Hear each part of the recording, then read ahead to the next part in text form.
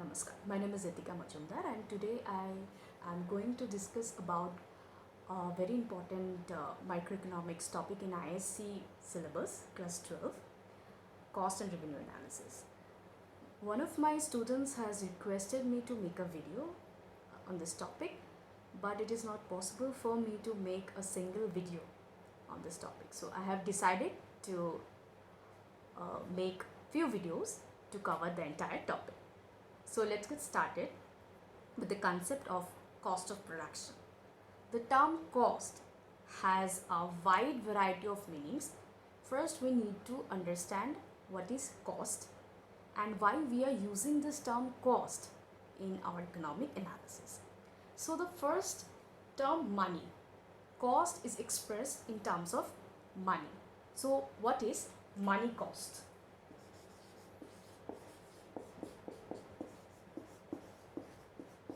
Money cost, or we can call it explicit cost. It is the money value that are being paid by the firm to the owner of the factor services which are used to produce goods and services, the final products. So this is called the money cost or the explicit cost. Now economists, they have take cost of production in various terms. So they have subdivided economic costs into three components. So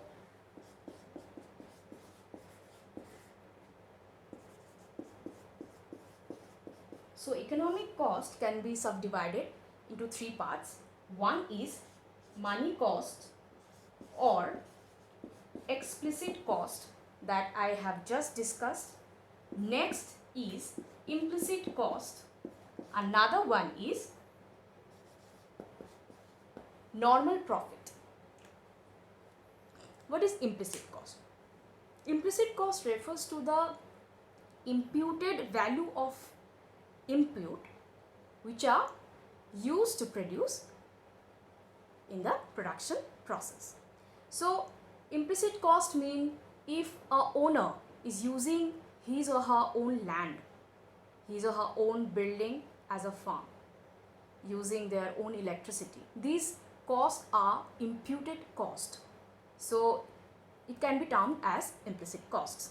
Another one is normal profit. Normal profit is the minimum payment which a producer should get to run his own business. It can be termed as a remuneration to the producers to keep the business alive. They should get this amount of profit to run their farm or the business. Next, we will come into the opportunity cost. So we have come into conclusion that economic cost can be subdivided into three parts. It's a sum of explicit cost, implicit cost and normal profit. Next term is opportunity cost. So what is opportunity cost? Opportunity cost of a good is the next best alternative good that is given up for this good. Suppose, for example, I am a producer, I have scarce resources. Given with that resource, I can produce either 1 meter of cloth or 20 loaves of bread. So opportunity cost of 1 meter of cloth is equals to the 20 loaves of bread. So I am using those given resources to produce 1 meter of clothes. So opportunity cost OC, like 1 meter of cloth is equals to 20 loaves of bread. So this is the opportunity cost to produce 1 meter of cloth is equals to 20 loaves of bread. So this opportunity cost can be termed as explicit cost, or the same as the explicit cost, as because they are using the given resources to in their production line. So application of opportunity cost can be termed as in five parts, like they are making the production decisions, like which I have to produce, like 1 meter of clothes, or else the next best alternative use of like 20 loaves of bread. So I am here using my given resources to produce 1 meter of clothes. So there is a problem of choice because the resources are scarce. Second, like determining the national priorities, like the government, if they have given resource, they are going to produce or use their resource with for arms and all the like arms production, and they are not going to use those resources to produce butter. This is like guns and butter dilemma or the problem.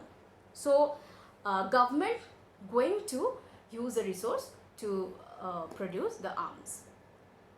Next is studying consumer behavior. We have limited amount of money income. With that income, consumer chooses their consumption baskets and they like consuming the goods which they want.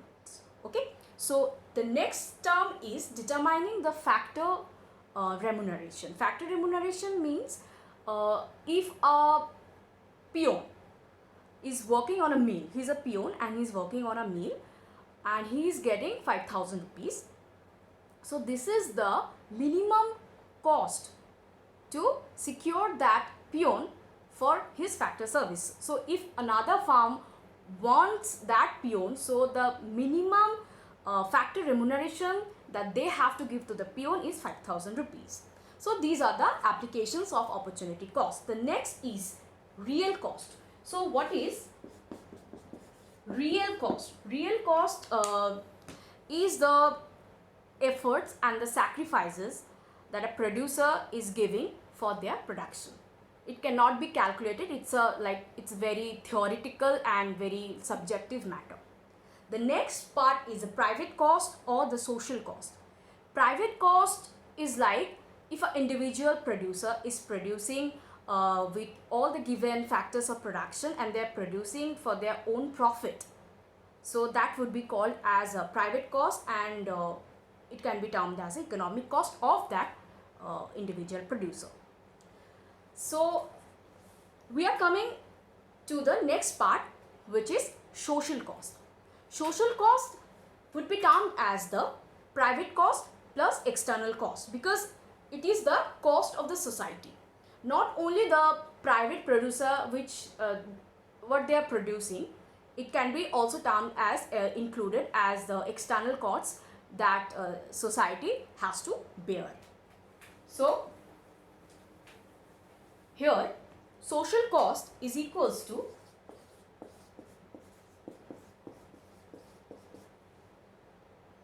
private cost plus external cost. So social cost is equals to the sum of the private cost plus the internal cost.